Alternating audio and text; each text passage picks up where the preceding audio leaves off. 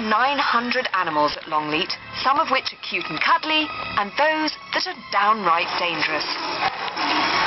All these animals are kept in secure enclosures, and the keepers are highly trained in safety procedures. However, they still have to be prepared for the worst, the escape of a dangerous wild animal. Head keeper Keith Harris knows exactly what to do if the worst did happen, and he has a selection of weapons to deal with an emergency. Most of this are last resort weapons, particularly the rifle and the shotgun. You know, literally, if there's an animal escape, animal attack, then obviously we would have to consider using those. The most basic weapon in the arsenal, and thankfully the most commonly used, is the blowpipe. This piece of equipment is used to administer vaccinations and vitamins, and would be the keeper's first choice to knock out an animal if they needed medical attention. Keith has worked at the park for 30 years and is a true expert with this weapon. He even darted wild dogs on a recent trip to Africa.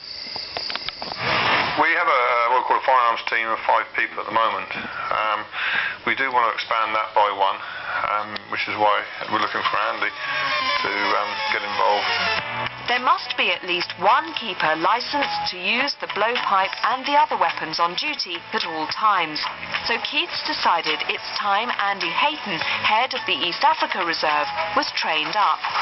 There's a huge amount of responsibility that goes along with something like this. Not something that I've really taken on board lightly. I've seen all of this stuff being used before. I have seen things go wrong.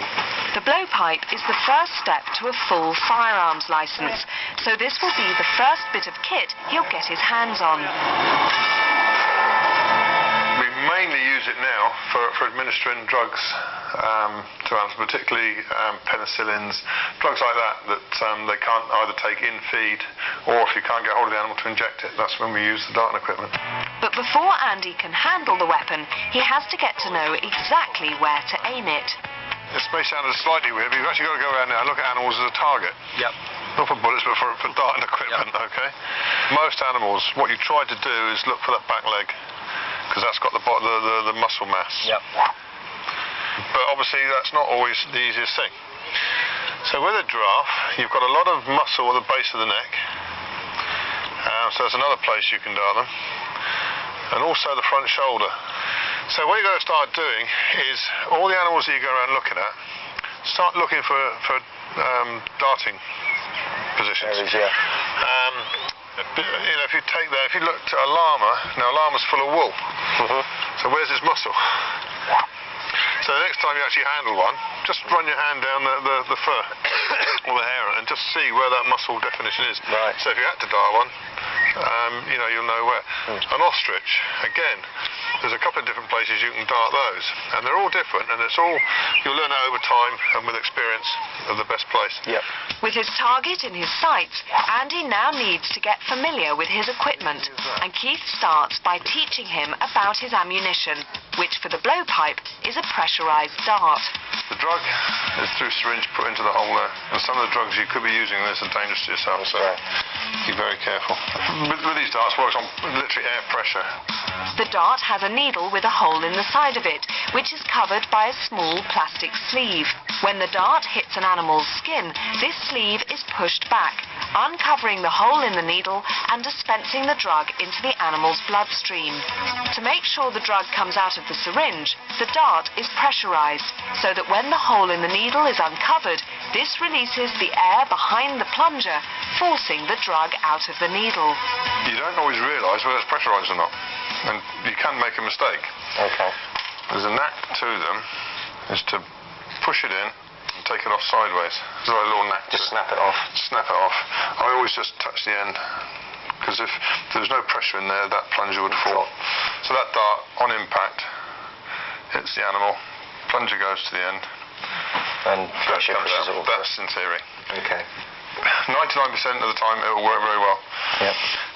But not always, and then you've got to start looking for reasons why it hasn't worked. Okay? Once you pressurise that dart, you then put the flight on. Push on quite tight, and that's ready. Now we go? Go on then. Everything's there, so... Okay.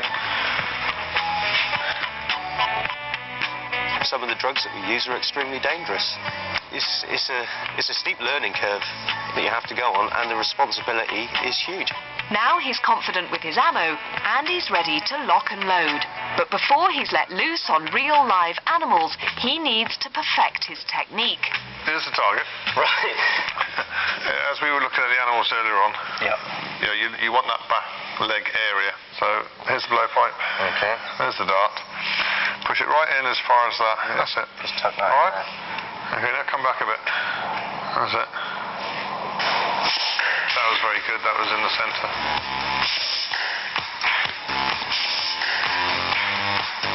Obviously, when you're comfortable with that, just start going back a bit. Yeah.